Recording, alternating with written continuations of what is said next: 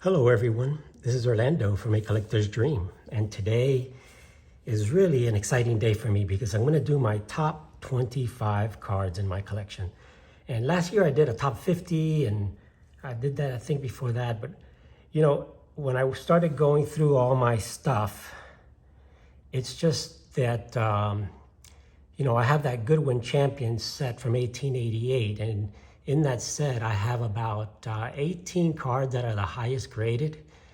So it's very difficult to get prices on that. So I've eliminated that. I've eliminated out of my entire 50 cards set, I've only chose 5 from that set to put in this thing. And I have a lot more like that would definitely qualify, like the Buffalo Bill, it's the highest graded. That's not included. The John L. Sullivan, 1888, in a PSA 7 won't be included. Some other stuff's not going to be included in this list. My Mantle collection, I decided I'm just going to go ahead and do the same thing I did with the Goodwins, just pick 5 mantles, even though I'll have a lot in 7s that would qualify in this list, but I'm just going to eliminate all those. And I'm also not going to count, and you could go see all that. I've done my Mantle run, I've done my Goodwin Champion card, so you can take a look at all those. So what I've done is I narrowed down 25. Oh, and for my Leaf Premiums set, I only picked 1 out of there, and out of the 10. So, I also have about, since all of them are the highest graded, probably some of those would also definitely, at least 4 or 5 of those would qualify on the list, but I'm just not gonna have those, the Mantles, the Goodwin Champions, and the Premiums dominate the list at this point, or things like these. It's not gonna be included in the list either.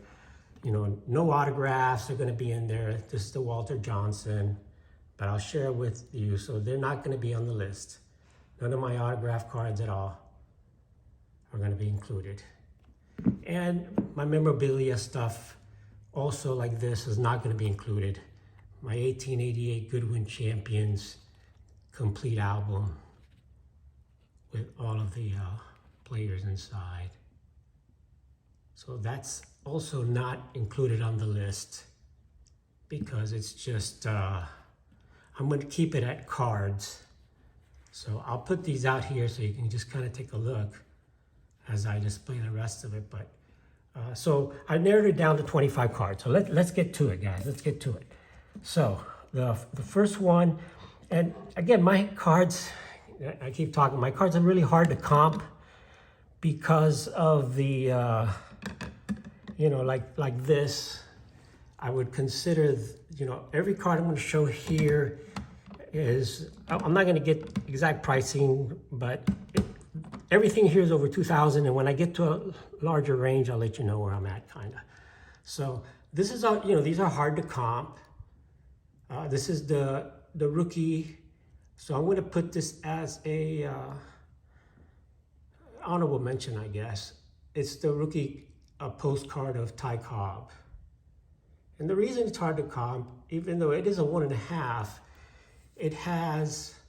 it was mailed and it has some baseball reference here that Detroit is baseball mad because of the of getting Ty Cobb and being the champions, and it's a 1907, so it's postmarked early 1908.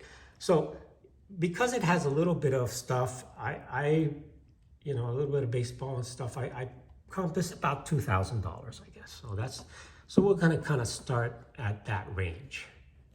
And then another card that, again, somewhere around between $2,000 and $3,000 the next few cards I'm gonna show.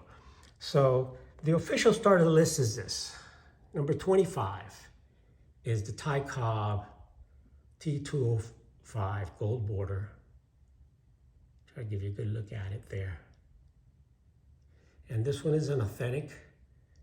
Altered, it's trimmed. You can see it's a little bit short on the case. It just floats, so it has been trimmed, but it's just such a beautiful card. And You know, I'm not, see, you can see where the trimming was done there. But the card is still, it's authentic, it's a beautiful card. Shame that somebody trimmed it, but the front is so beautiful and most of the gold borders is there. Just a little tiny bit of chipping, and it's just a great card of Ty Cobb. It goes along with the Ty Cobb postcard. So that's number 25. Number 24 is gonna be one of my latest pickups that I picked up at the National, and that is the Knute Rockne 1935 National Chickle. The National Chickle in a 5. This Knute Rockne is just a gorgeous card. Yeah, it's off-centered. They're all off-centered. If you try to look for these cards, you're gonna see all of them are gonna be off-centered. But it's basically packed fresh. Look at the corners on that card. The back is beautiful. The front is beautiful. Pretty much like it came out of the pack, except it is off-centered, but I'll give you a good look at that. Knute Rockne. Hall of Famer, one of the legends of football, and it's a 1935 National Chickle. One day I'll get the Nagurski, but that's an impossible card to get. So next on the list, number 23, is my 1934 Lou Gehrig. Yeah, it's in a 1, but it's well loved. I bought this raw, had it graded. Yeah, it has a few little creases, but and some wrinkles, but still. Beautiful card of Lou Gehrig, 1934 Gaudi in a 1. So again, that's got some creases, but like I said, well loved, but just proud to have it, proud to own it. So, number 23, number 22. I'm gonna lose track because I didn't even number them on my list, but we're gonna just keep going. So the next one on the list is my oldest card, also a pickup this year, and that is the 1886 Lorillard Chicago Team card. And this is just an incredibly rare card with a ton of Hall of Famers. You can see you've got Cap Anson right there in the middle. You've got King Kelly right over there. You got Clarkston over here. You got McCormick over here. You got Billy Sunday down here. And a few other big name. This was the best team in the league. And essentially this is the White Stockings. They ended up being the Cubs. So really one of the first cards ever. And this is from the Cup Plug Tobacco. Unfortunately, this is missing, but it's such a rare card. I think there's only 5. Here's what the back looks like. It's actually the schedule, and it came in Lorillard Climax Plug Tobacco, and that was a loose tobacco. So it came kind of in a big bag or a big tin. I'm not exactly sure, but these are about the size of the Redman. If you think about the Redman, that's about the size. Yeah, it's in a huge slab, but that's about the size of this card. You know, if you compare it to the postcard, just to give you guys a size. Compared to the postcard, it's about the size of the postcard, just a little bit wider. It basically is about the size of the postcard. So it looks bigger than it actually is. But anyway, that is the Lorillard, and you can see the schedule in the back. The 1886 official league schedule. And that's it. Lorillard Climax Plug. It's the schedule, essentially. All right, so moving on, I'm gonna make some room here so we can move on carefully to the next batch. We'll keep these here.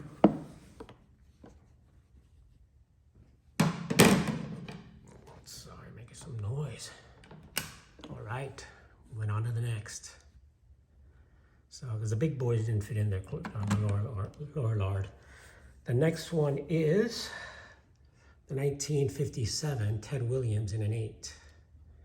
And this is a really tough card to find in an 8 because it's the #1 card in the set.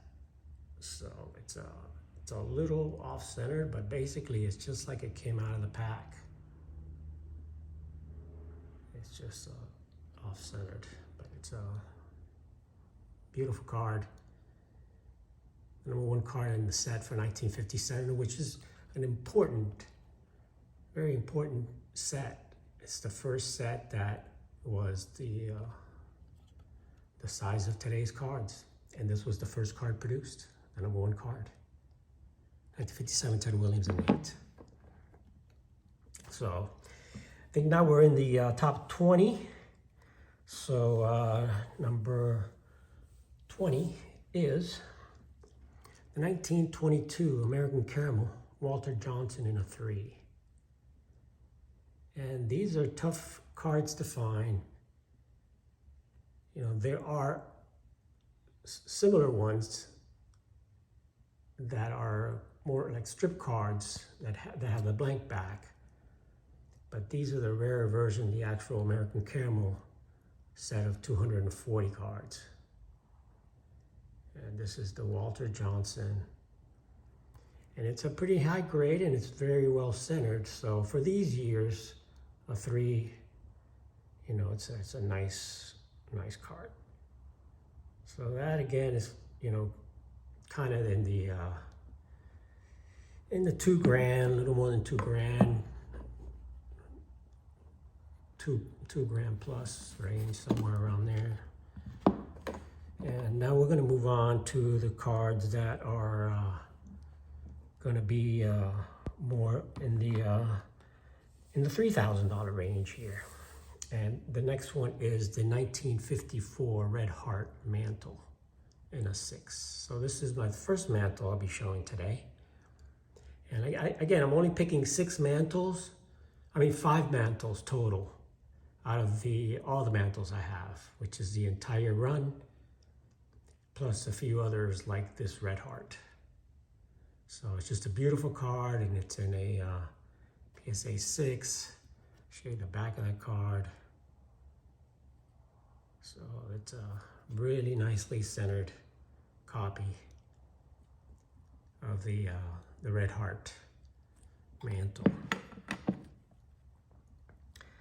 The next one on the list is the 1949, and yes, it's 48, 1949 Leaf Joe DiMaggio in a 5.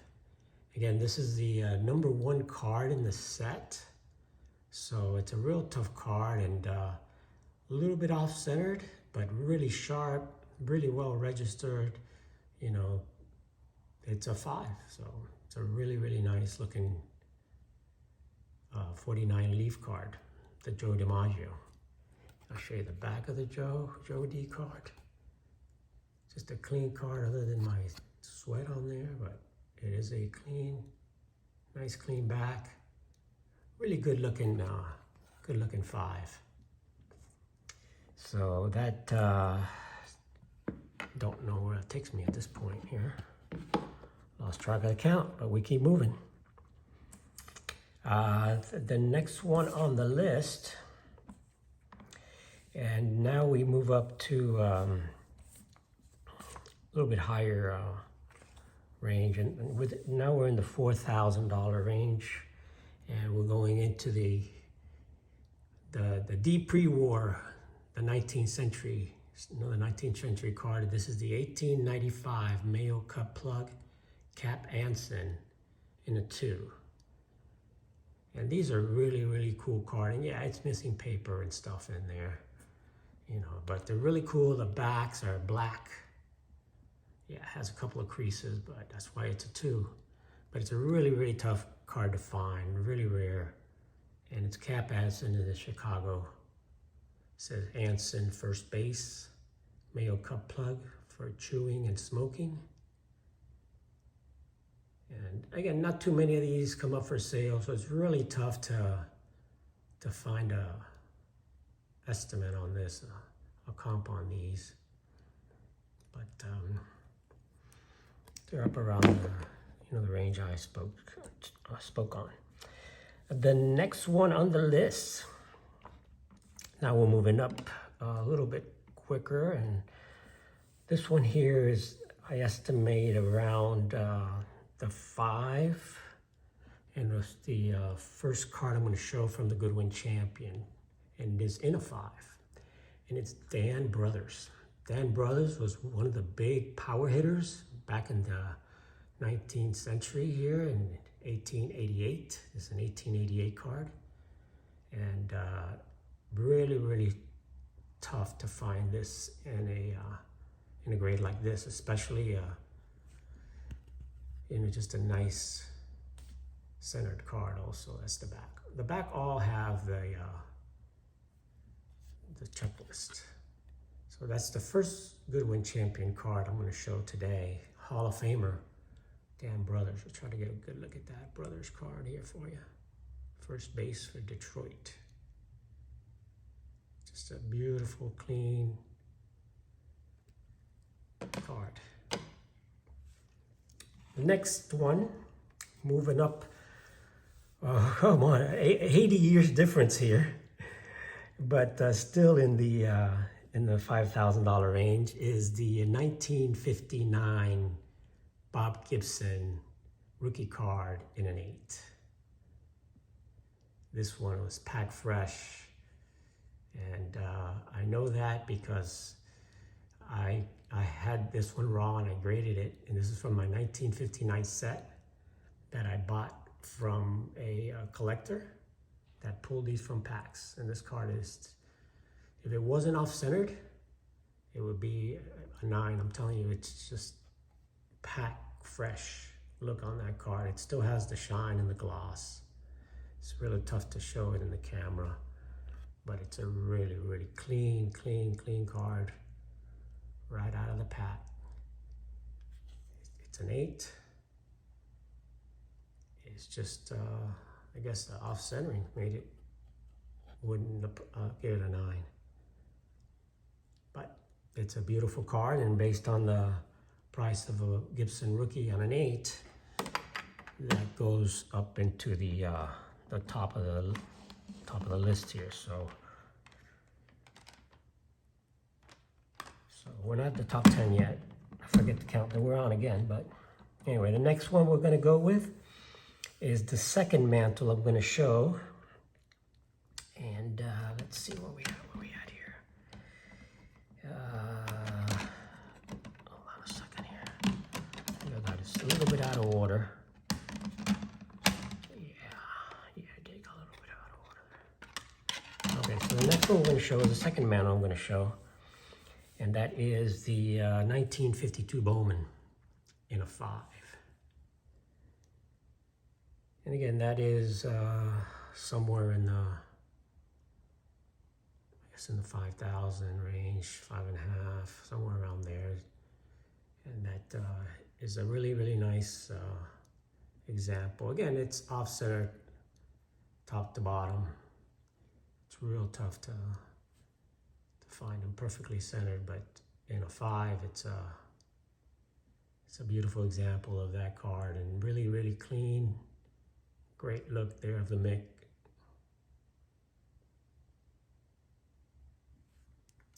And show you the back. The back is just really nice. That's the back of the card. No staining whatsoever on that one. So that is next one. Another Mick.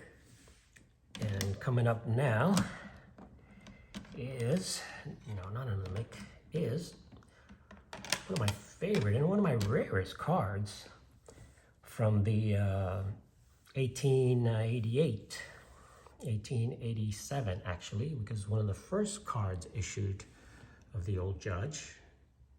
The Old Judge was distributed from 1886 to 1888, 89 they say. So this is King Kelly, $10,000 Kelly in the Chicago shirt, which is the rare version. He has, I think around 10 or 11 cards in the Old Judge set, and only 2 or 3 portrait shots, 3 portraits. And he has 1 with a cap on, and he has 2 without the cap. This one in the Chicago, which is the earlier version, and the other one in the Boston uniform. So this is the earliest King Kelly card of the Old Judge in the portrait version. Very rare. There's only like 4 or 5 on the pop report, and you see the $10,000 Kelly there, $10,000 bonus. So, and that's in a 1. And the reason it's in a 1 is because it was in a scrapbook.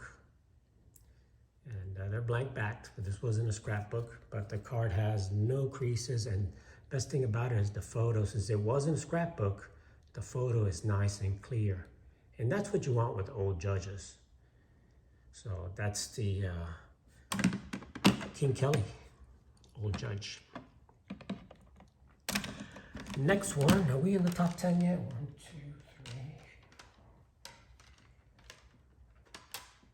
3. No, we're not in the top 10 yet. But we're getting there.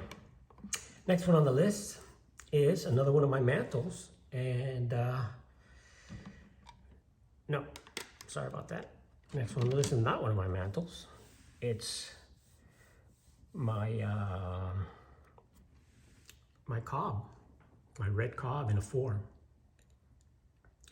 And that's the 1909, 1911 in a polar bear tie Cobb red that I got at Strongsville.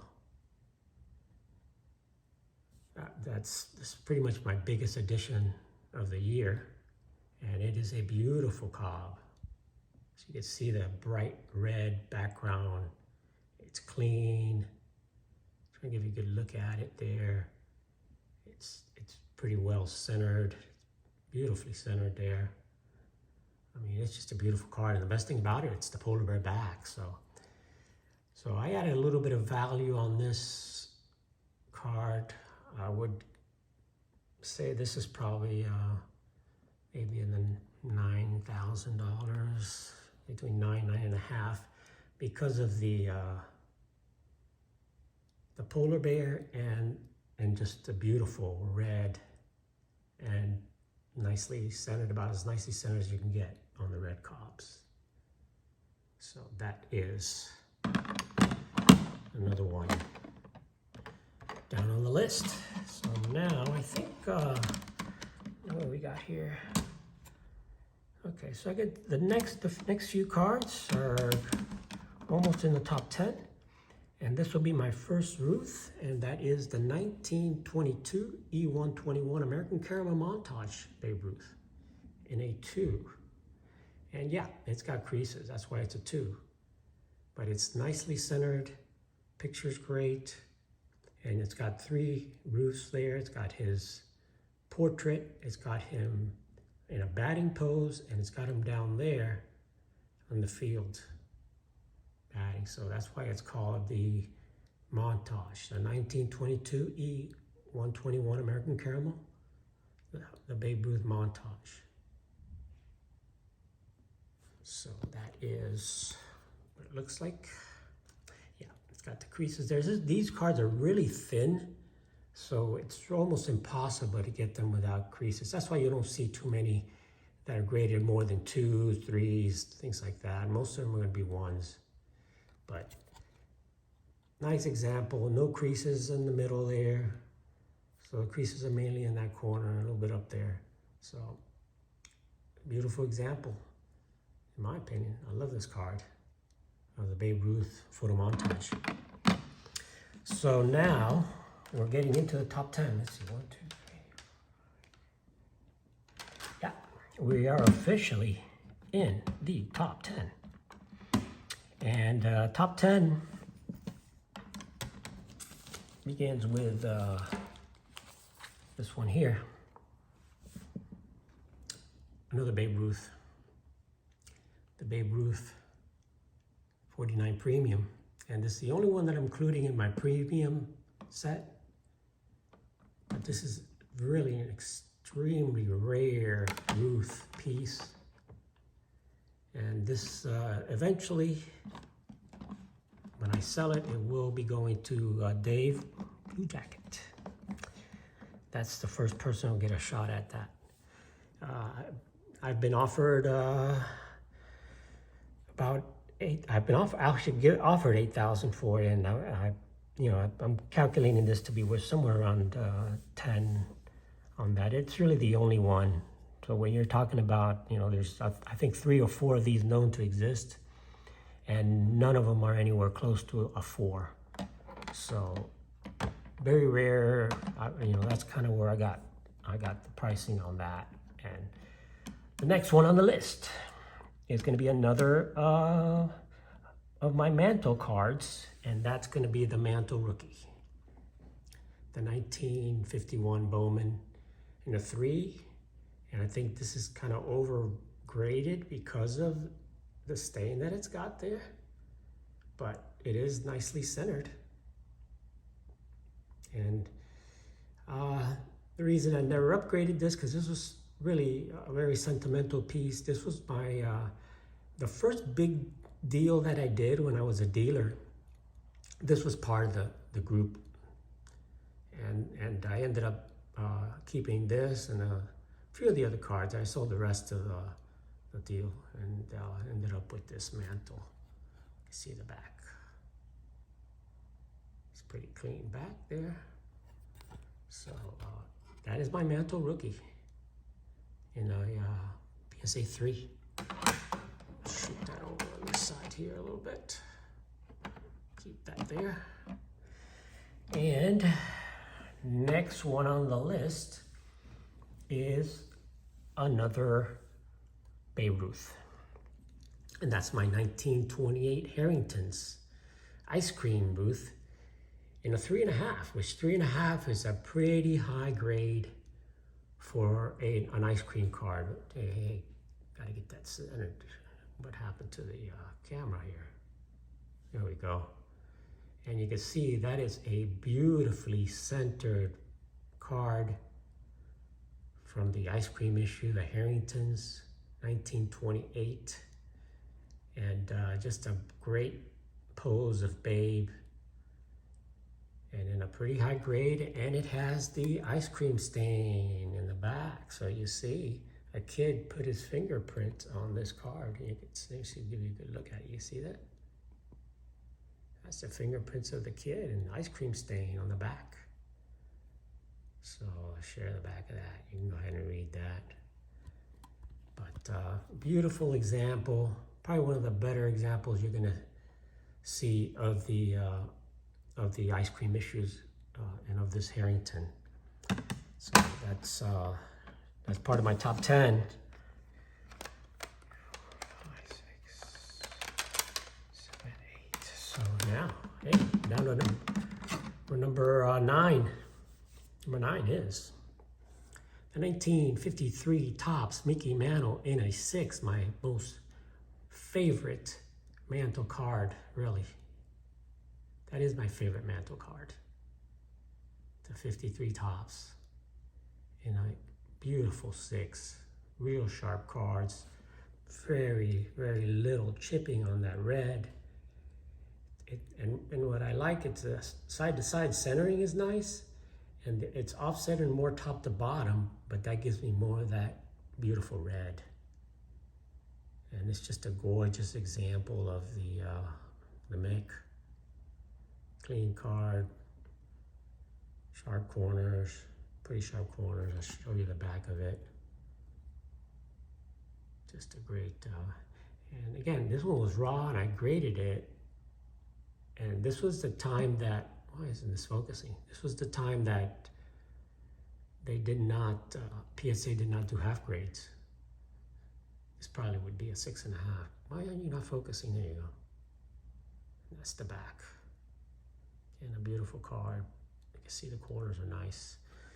So that is card number 9. Right, 9? 6, 7. Card number 8. Card number 7 is my favorite card of all time. It's card number 7. The 1888 Goodwin Champions and 162 King Kelly in a beautiful, glorious 4. You just don't see these cards so nice like that in a 4. You just don't find them. And this is my favorite card. I mean, literally it's the favorite card in my collection. That gorgeous sky in the background. You can see King Kelly there. Boston. It's the back. It's just checklist on the back. But just a gorgeous card. Really tough card to find in any condition. And in a 4 is just my favorite. My favorite card in my entire collection is that King Kelly. And he goes along with my favorite mantle in my collection. So number 6, and we're not even in the top 5 yet. Number 6 is another one of my Goodwin Champions, and that is the Cap Anson. The Cap Anson in a 4. Again, another beautiful example. This one is probably perfectly centered. Check it out. It's tough to give you a good look at it. The background of that is just incredibly beautiful. The card is just a beautiful card. Little tips on the corners. But from 1888, the card is a beauty. No damage anywhere. See, those still have some print coloring on there, which a lot of them do. And this one has the lithograph on the bottom, where some of them do not.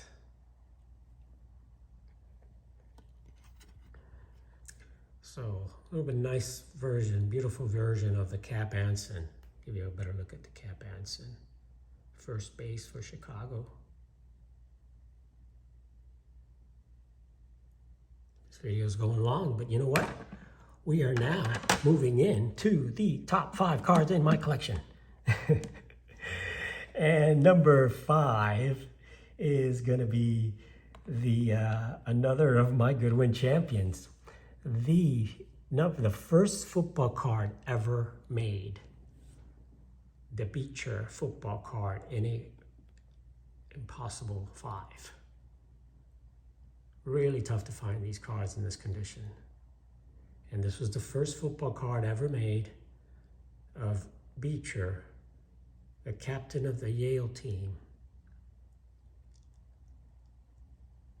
And he, was one of the top players at the time. Yale went undefeated, and he later became one of the coaches and stuff like that.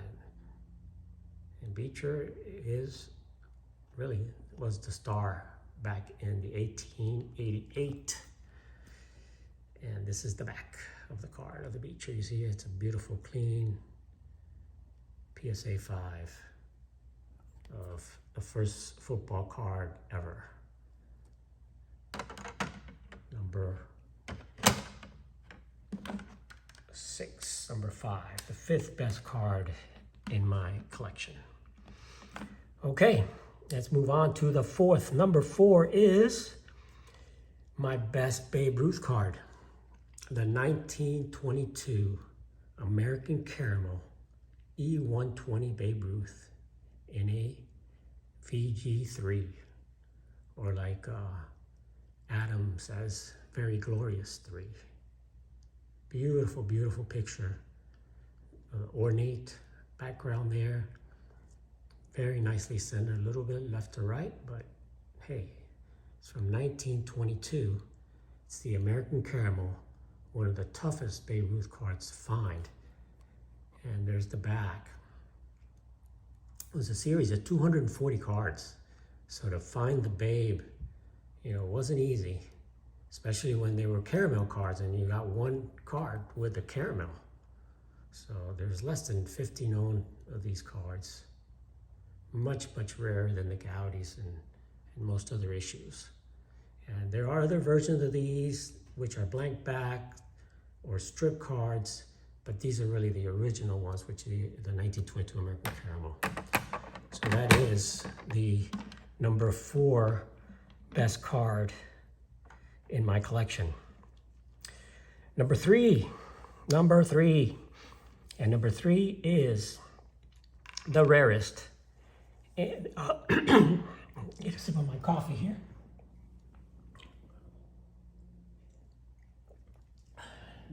Getting excited here. Number 3. And this one is for my buddy Don.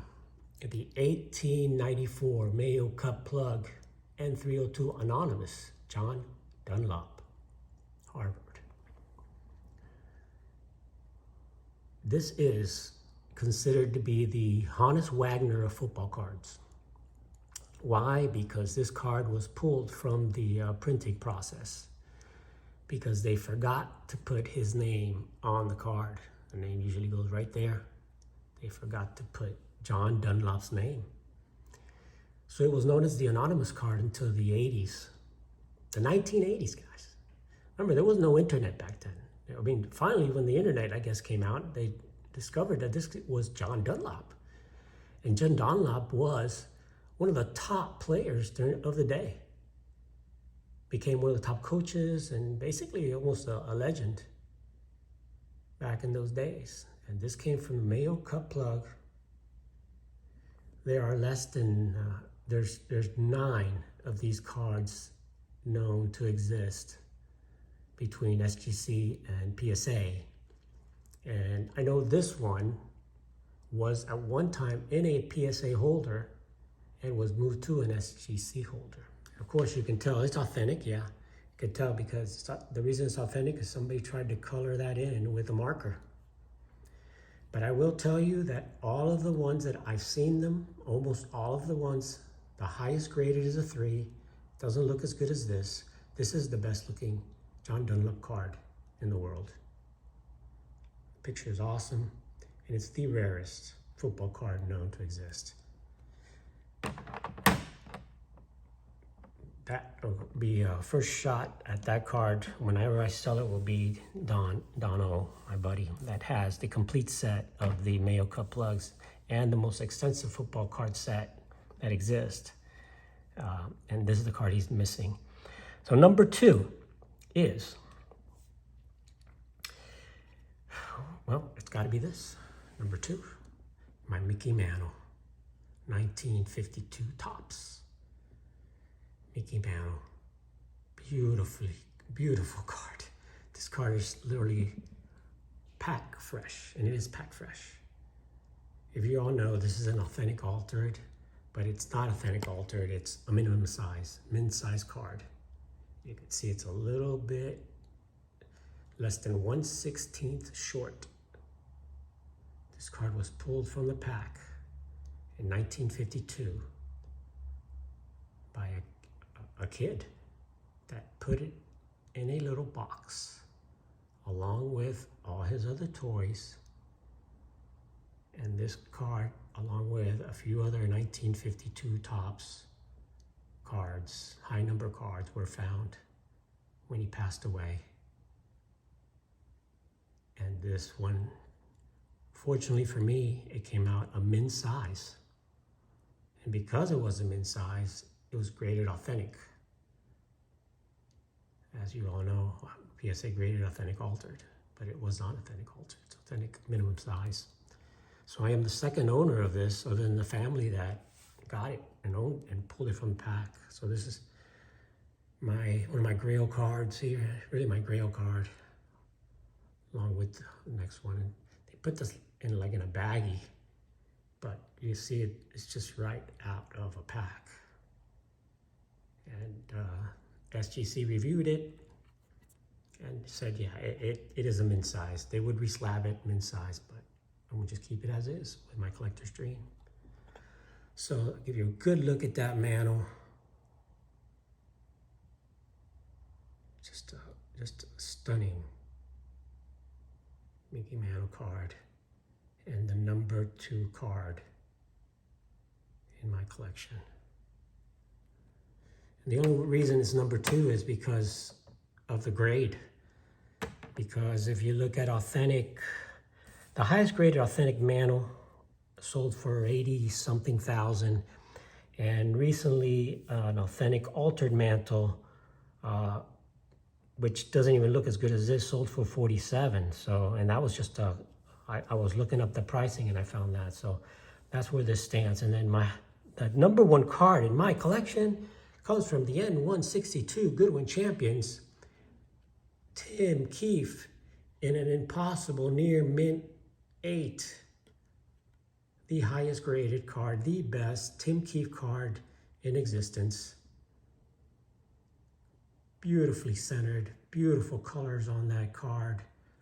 Pack fresh from 1888. Tim Keefe, 300 game winner, Hall of Famer for New York. Over 2,500 strikeouts. And he was the guy that invented the changeup.